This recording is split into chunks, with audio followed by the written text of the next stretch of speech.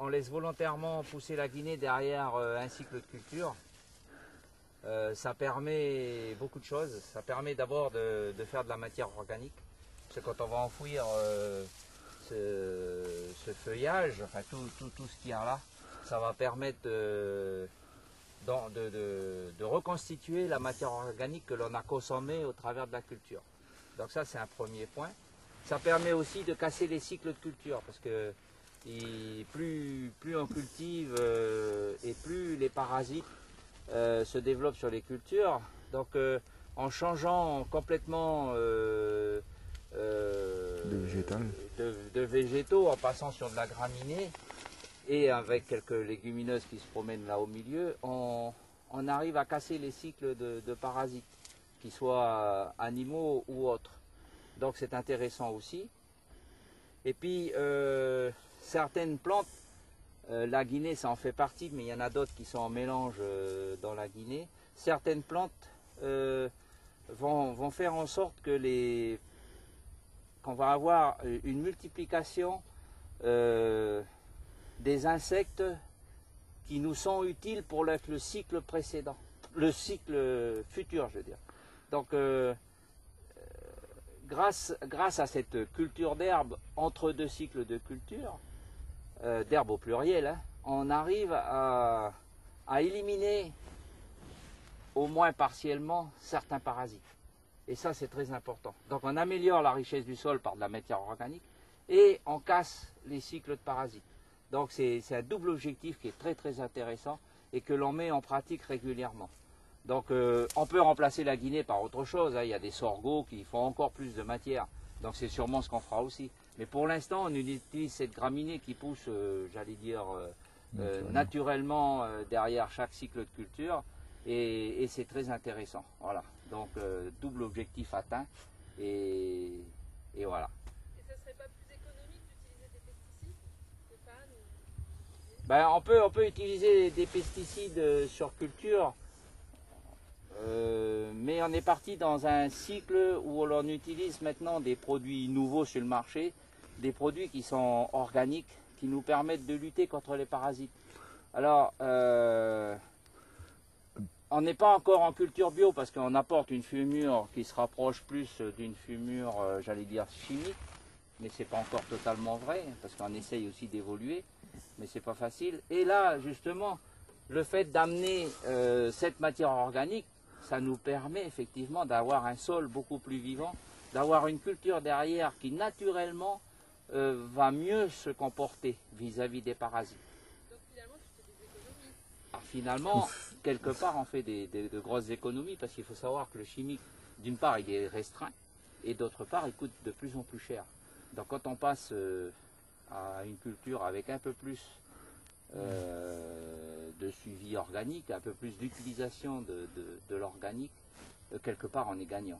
C'est pas toujours facile, c'est plus difficile, les cultures sont plus difficiles parce qu'il faut avoir plus d'observation, il faut... Mais à long terme, on sera gagnant. Mais de toute façon, en fumure, on est gagnant. Et il ne faut pas forcément lutter contre les parasites, il faut faire en sorte qu'il n'y en ait pas. Donc c'est une autre démarche. Voilà. Et la culture d'engrais vert en fait partie. C'est ce qu'on appelle un engrais vert aussi. Donc voilà, ça en fait partie. Ça permet de casser les cycles de parasites des cultures à un moment donné et ça nous rend bien service. Voilà. Stéphane, c'est l'idée de ton père de choisir cette méthode-là. Tu as suivi naturellement ou tu y pensais toi aussi?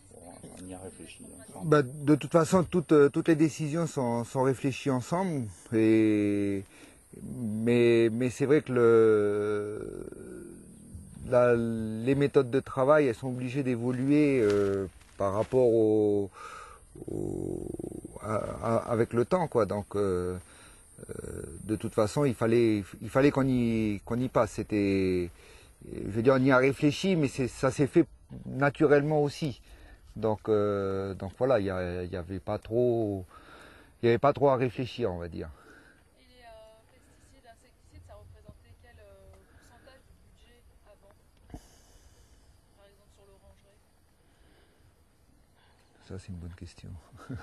La question est difficile parce que suivant les cycles, on peut évoluer, mais Puis disant que sur le coût du produit, on peut arriver à, quelquefois en chimique pure, on peut arriver à 20% rien qu'avec les traitements chimiques, on est quelquefois à 20% des charges du produit. Donc là, on a quand même des charges, parce que de toute façon, les produits organiques que l'on amène pour maîtriser les parasites coûtent quand même, ont un coût. Mais ce qui est intéressant, c'est qu'on essaye de moins polluer la nature, de moins se polluer soi-même, parce que les utilisateurs de produits, de toute façon, quand ils en prennent quelque part, on se pollue, et le consommateur, au final, est gagnant, parce que les produits que l'on utilise font partie de la nature. Donc, plutôt que de travailler contre la nature, même si le coût est approchant, parce que quelque part ça a un coût, on est tous gagnants de cette méthode-là. Donc on n'est pas bio, parce que pour faire du bio, il faut effectivement avoir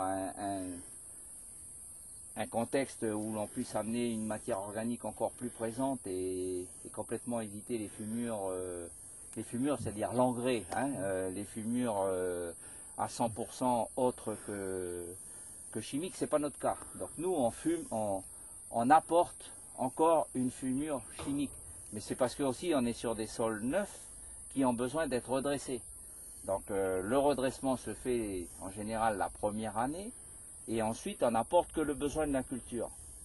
Donc pour l'instant, étant donné qu'on n'a pas de matière organique à notre disposition, c'est-à-dire des fumiers de poules, des fumiers de porc ou des fumiers de bovins ou autres déchets organiques qui pourraient nous amener nos éléments pour la plante, on n'est pas en culture bio. Mais on est dans un contexte où on utilise, pour ainsi dire, plus de produits de lutte contre les parasites par une méthode chimique. Donc on a fait quand même déjà un grand pas. Et c'était le pas le plus important. Après, sur du long terme, on arrivera à trouver des méthodes qui nous permettront de passer le cap et d'être totalement indemne de chimie. Mais ce n'est pas le cas aujourd'hui.